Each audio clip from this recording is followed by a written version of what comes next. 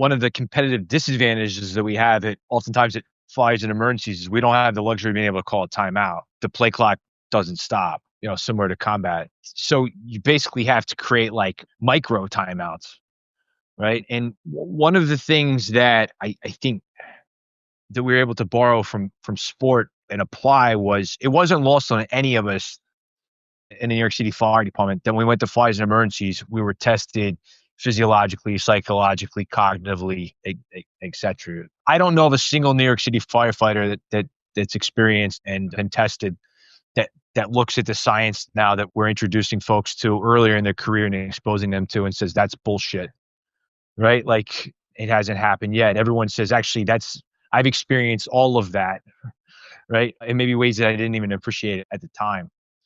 So historically, if you asked our folks, like, when is the ability to control your breath or arousal or your respiratory rate or these physiological functions or your mindset or your inner monologue, when is it most important? Most of our folks said, well, I'm at a fire where a firefighter is trapped in distress, running out of air, lost, like where the consequences of failure are beyond lethal. That's when I use these skills, right? And we started to have a conversation, kind of an open forum, like, well, all right, how many of those events do we go to? Well, they're very infrequent. Okay, so if a relief pitcher, a closer, doesn't tap into these skills, right, or these techniques until Game 7 of the World Series, what's the chance he's going to suddenly pull him out of his ass, right? Like he's not. So every fire and emergency that we go to, right, or every training evolution that we perform is kind of an opportunity, provides an opportunity for us to integrate these skills in. And the reality is, and this is something we've also borrowed from sports psychology, because, occasionally somebody will resist and says like, look, I don't want to be thinking about anything more at fires and emergencies. I just want to be able to trust my instincts, my training, and I want to be, Present. present. Great, right? They're like, I don't want to add any more cognitive drag to what I already have on my plate. We're like, great, that's exactly what this program is advocating, right? We spend far more time thinking about this aspect of performance during the preparation phase. It's relatively light during the execution phase, right? The operational phase. And then as soon as the event is over, it's back to the drawing board. And during the reflection phase, it becomes very cognitive, very, very cognitive and somewhat burdensome, particularly if we're going to try to absorb our failure in a meaningful way and learn from it. And that thinking has been huge. I mean, I know personally, it's been super, super helpful for me, knowing that these events we go to are sometimes few and far between. They're infrequent. They last only a matter of minutes. There's no timeouts. And you never walk away and say, that was the absolute best version of myself, if you're being honest with yourself. Or it's super rare, and now you have days, weeks, and months to think about this before you see something like that again. Occasionally, it could be a novel event. You won't see another, again, for another decade or two, if ever.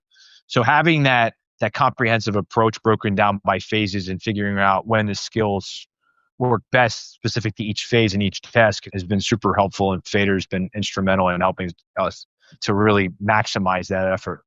Yeah, some great examples there. We introduced this program in 2000 and we designed it in 2015, and we introduced it to the FDNY in late 2015, and they embraced it. We rolled it out in 2016. So we're 4 years plus into this initiative.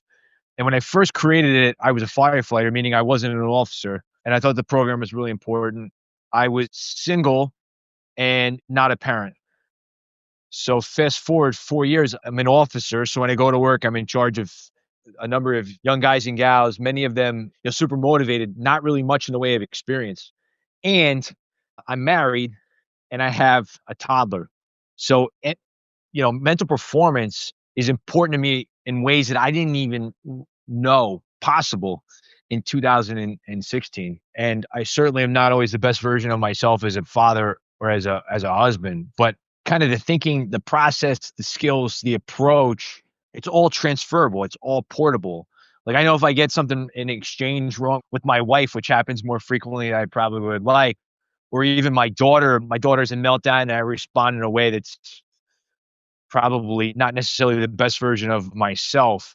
It's kind of like back to the drawing board. And I largely use the same type of thinking, the same process, the same approach, the same skills that I do when I think about firefighting. Of course, the language is a little different.